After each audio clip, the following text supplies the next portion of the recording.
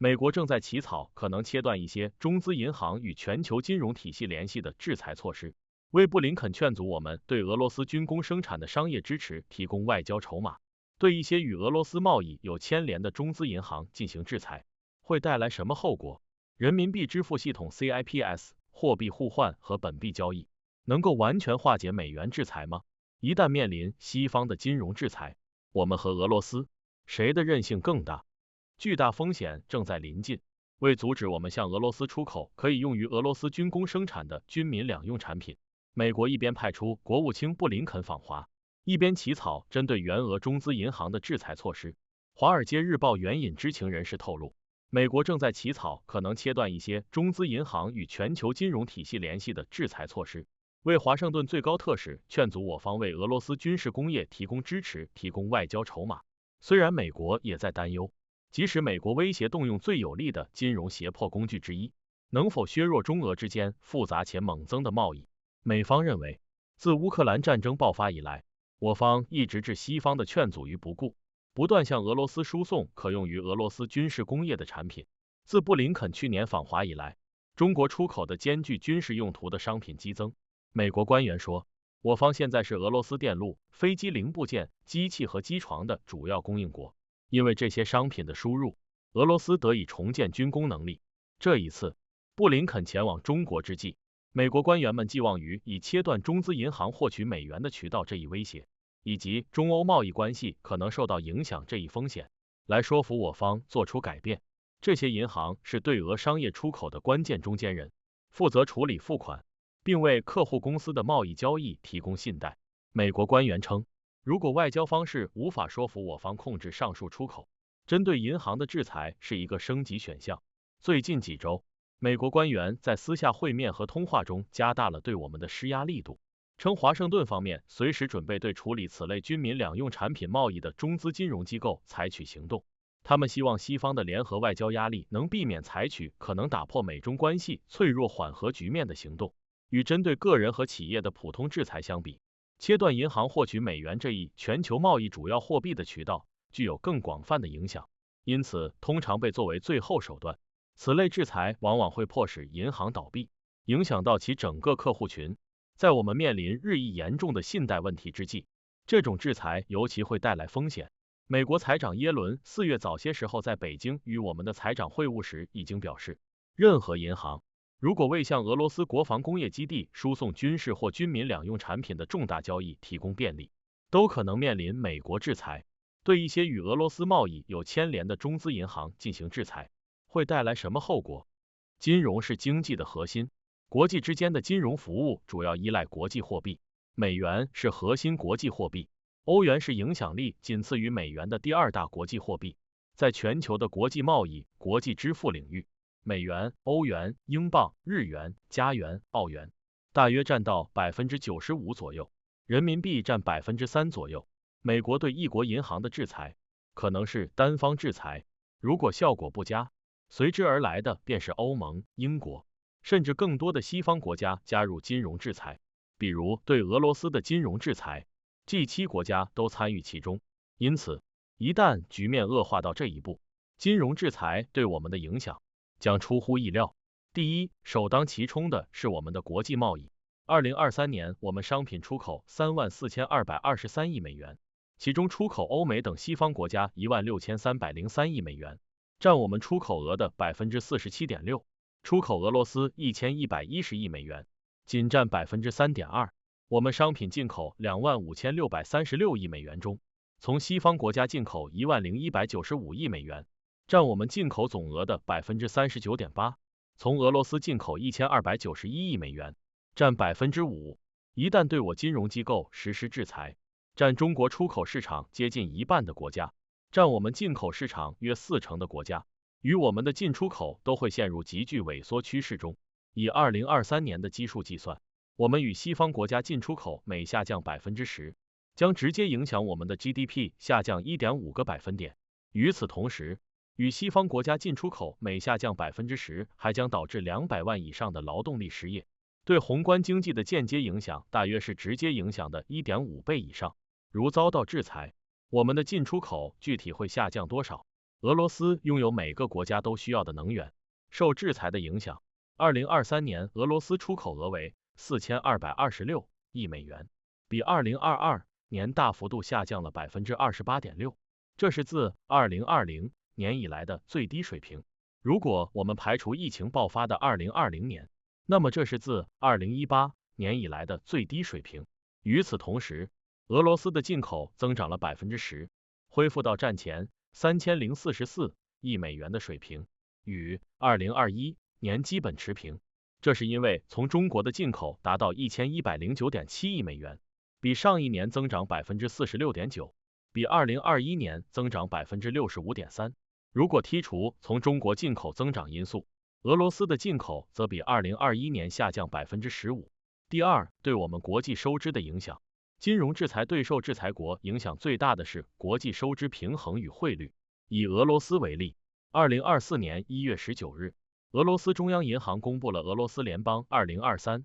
年12月的国际收支的初步估计。2023年俄罗斯国际收支经常账户余额从2022年的2380亿美元坠落到502亿美元，一年之间减少了 78.6%。其中2023年12月的经常账户顺差为6亿美元，环比11月的47亿美元下降了 87.2%。第三，对我们外来投资和资本市场的影响。与俄罗斯不同，我们在前10几年、20年，因为经济的高速增长，一直是国际资本重点投资目的地。截至2023年第三季度末，中国外来直接投资存量33450亿美元。2023年12月末，海外机构持有中国股票3875亿美元，债券5162亿美元，贷款1602亿美元，存款2375亿美元，合计持有中国资产46464亿美元。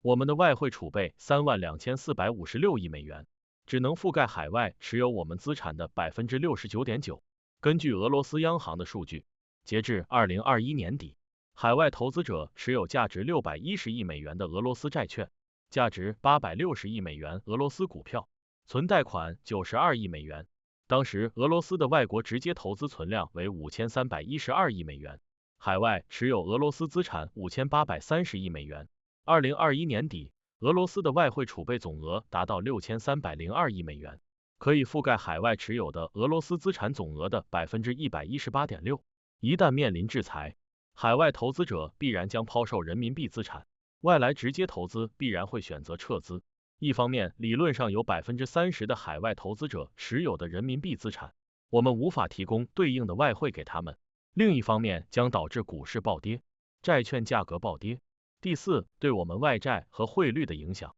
中国国家外汇管理局3月29日发布数据称，截至2023年末，中国全口径外债余额为173352亿元人民币，24475亿美元。一旦遭受金融制裁，外汇收支恶化，人民币急剧贬值，一方面将加剧我们还本付息的压力，本币每贬值 10%， 意味着我们换算为外币的外债本息均增加了 11.1%。另一方面，国际评级机构比如会将我们的政府、银行、企业信用下调至垃圾级，从而导致我们的外债崩盘。为了避免国际收支崩溃导致卢布废纸化，俄罗斯政府做出了所有努力，以总统令的形式法律化强制企业出售外汇收入，大幅度收紧居民换汇，还实行了中俄俄印本币结算，减少了对外汇的需求。但外汇收入暴跌，依然导致了俄罗斯卢布大幅贬值。